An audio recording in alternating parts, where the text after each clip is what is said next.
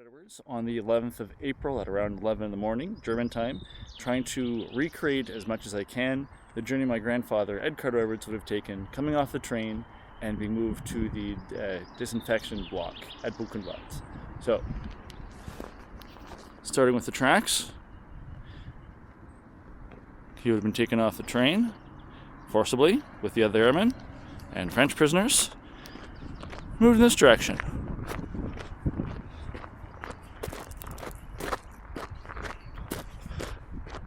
The yellow building you can see through the trees is SS barracks and offices that is still being used by memorial staff today.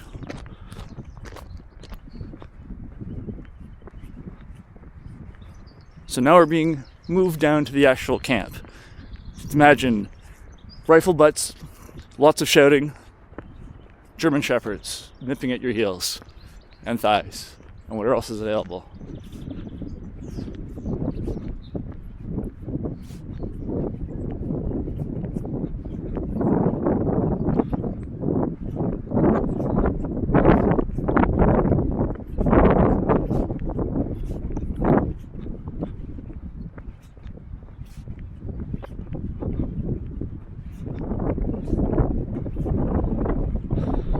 More offices in a gas station. You can see off in the distance is the famous gate of Buchenwald. My understanding from my grandfather and the other airmen is that they did not go through that gate. The SS didn't want it to be known that they had airmen in the camp, and so they moved them through a back road, which you're going to find and take.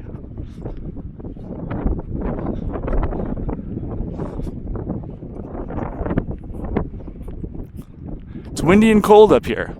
It always tends to be up here at Buchenwald.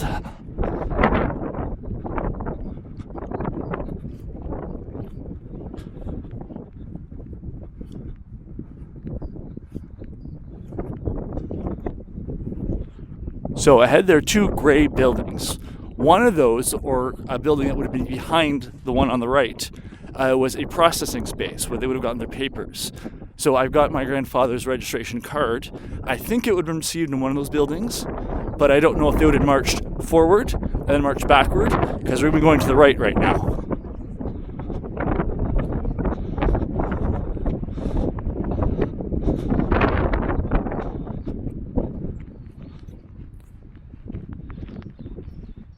The inmates camp. We're going that way through different means. This side road would have been out of the way a little bit, make it easier for the airmen to be brought in without the rest of the camp seeing them. Up ahead you can see a guard tower.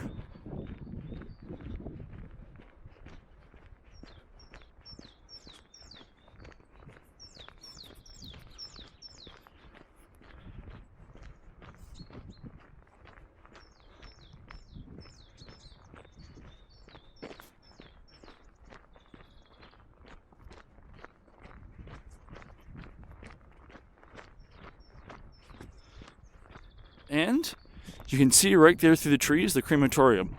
So as the airmen were marched in, actually a little bit further to the left, that gray hump of block over there was the bear pit of the zoo. So the SS officers had a zoo that they and their families could enjoy right across from the crematorium. So my instinct is that this was part of how they were helping to dehumanize the inmates, to desensitize themselves and train their kids.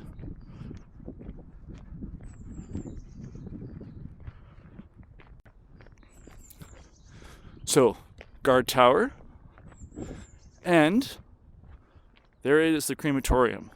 Now, I've heard them all say, we were told the only way out of this place was to smoke up that chimney. First thing they would have seen coming into the camp, which would have been through these gates here.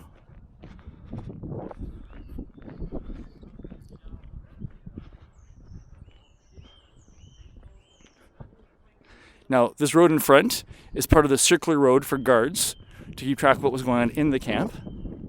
We are now physically going into the camp itself through these side gates. And again, there's the crematorium. For airmen, not quite the sight they would have expected. And off in the distance, there is the gate proper, We're going to go this way.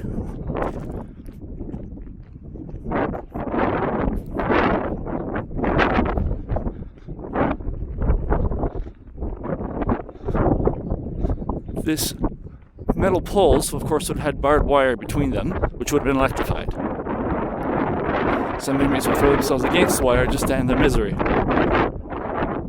Looking off to the right, these foundations that we can see are the bases of barracks. So we can see that one first unit that we saw, where there's a wall and then another wall, would have been home to 80 plus people. There's a raised foundation with steps. Now ahead of us is the disinfectant room. It's busy. I'll do the commentary afterwards.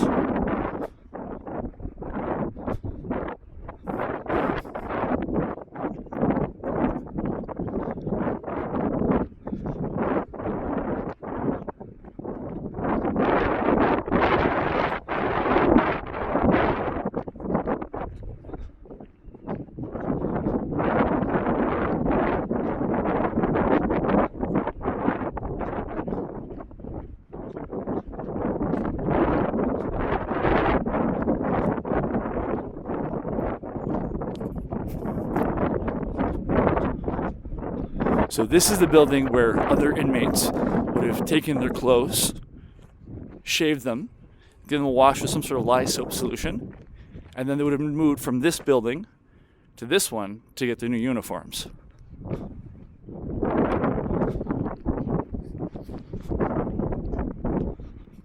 Here we go.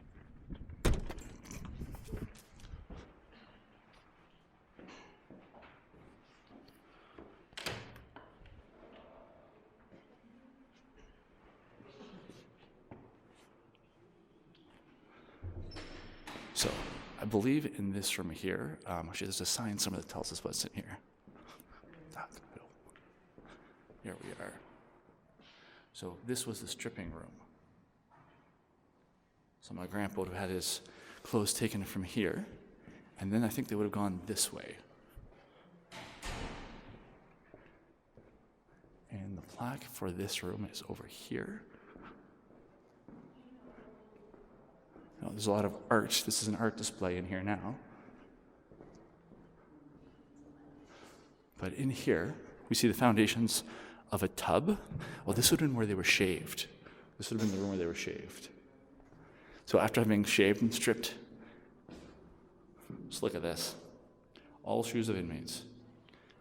This is where they would have had the tubs, where the lye soap would have been applied.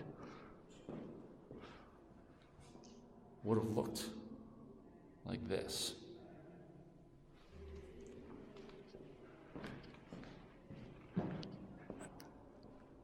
And then we have here, this is where the civilian clothes that they got would have been disinfected, which is essentially fumigated to take out any bugs or such. Those clothes would have been moved back here. And these are ovens that were used to heat the clothes, not to burning, but to kill off any bacteria that were in them.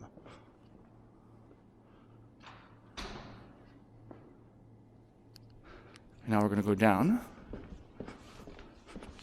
to where they would have received their uniforms. Now I've got conflicting information. Some of the airmen said that they got women's blouses. They just got handed whatever. Not all of them got uniforms. But from what I've heard from the staff, the only clothes that would have been down here would be uniforms. There would have been women, so why would they have had women's clothing? Down we go.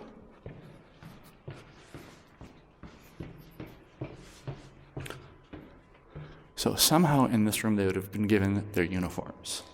I don't think there's a plaque that explains the process.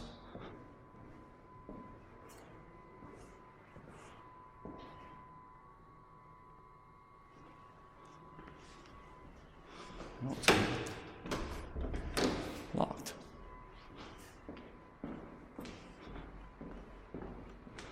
So there would have been an underground tunnel through that door that led them across to the building where they would have gotten their uniforms. Can we get out this way? No. So to complete the tour, we're going to go up this way.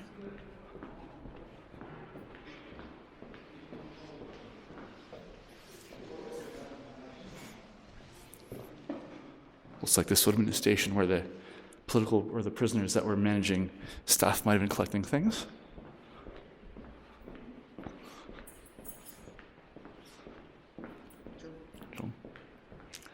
And we go back out.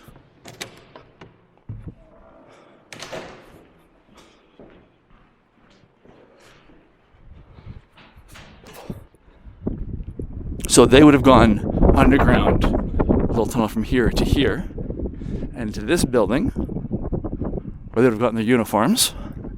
We'll take a quick look.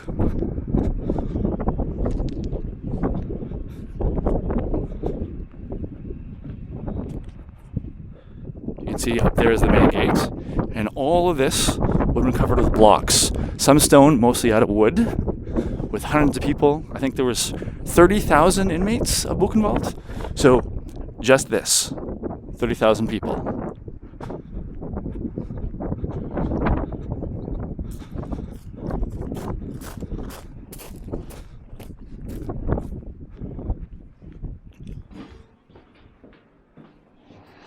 So there isn't much down here now, but this is where that they would have gotten their uniforms, such as they were, and then they would have moved en masse from here to the kleines Lager, the little camp.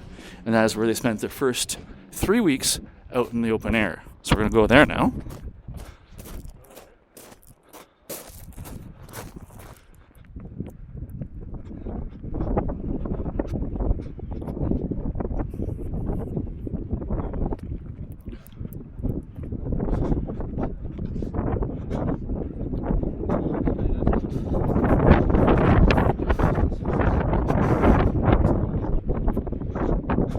So we're going to take a quick detour.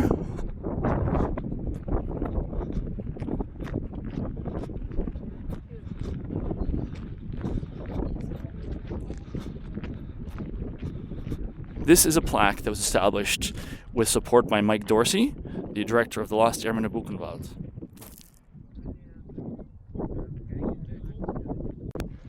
It commemorates the airmen. There's a separate plaque that is also in the camp for the SOE, Special Forces agents that were captured and executed by the Gestapo in the crematorium, which we're looking at right now. There's a room beneath it which has meat hooks on the wall. The officers have been hung with piano wire from those hooks. Not a pleasant way to die. And now we head down to the little camp.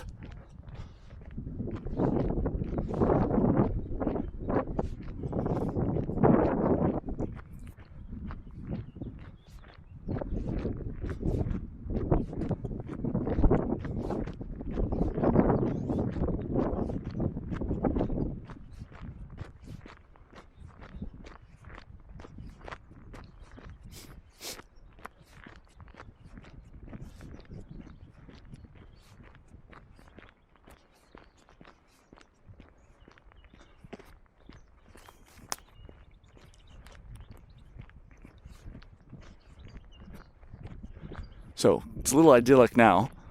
It would have been less so 72, 73 years ago.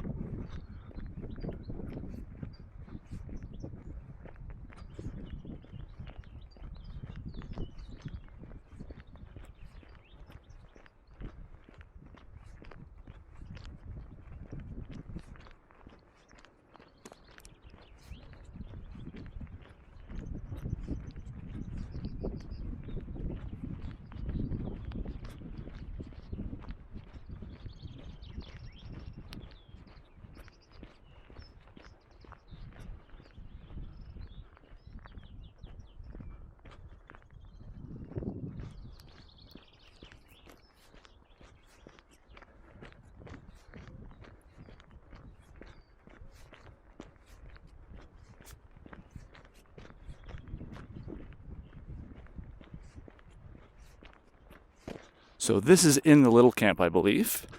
The foundations we're seeing there would have been a barracks. And over here is the latrine.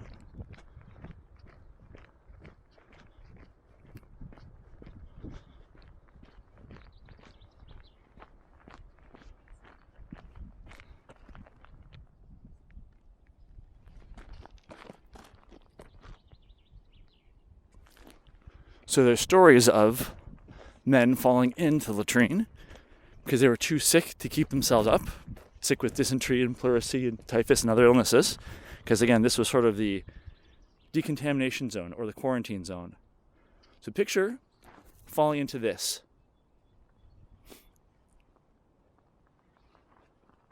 There would have been a wooden bunk up here that they would have sat on and falling right in. Being too sick to get out, and all those around you too sick to help.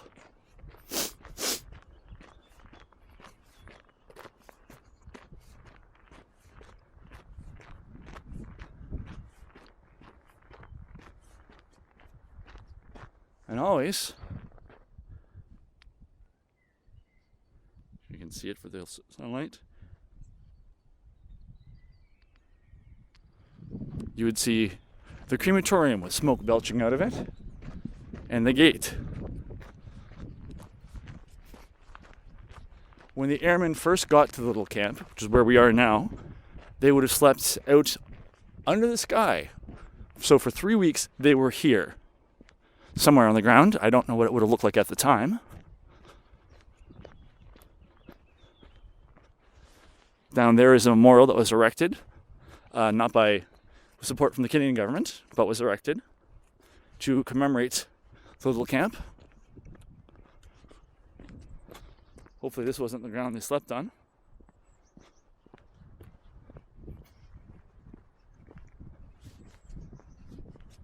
So, famous picture that has Elie Wiesel in it. And the quarantine area in the little camp.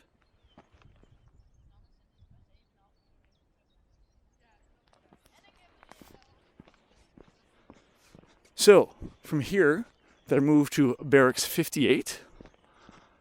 See if I can find a stone for it.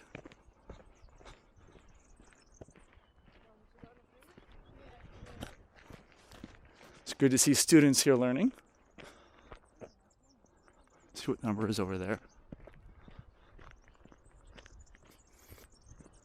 Now, when the airmen were moved from the ground into Barracks 58, it had been occupied by around 800, 900 Sinti Roma boys. Those boys were moved out of the barracks, sent by train to Auschwitz. They did not leave. That became the airmen's new home.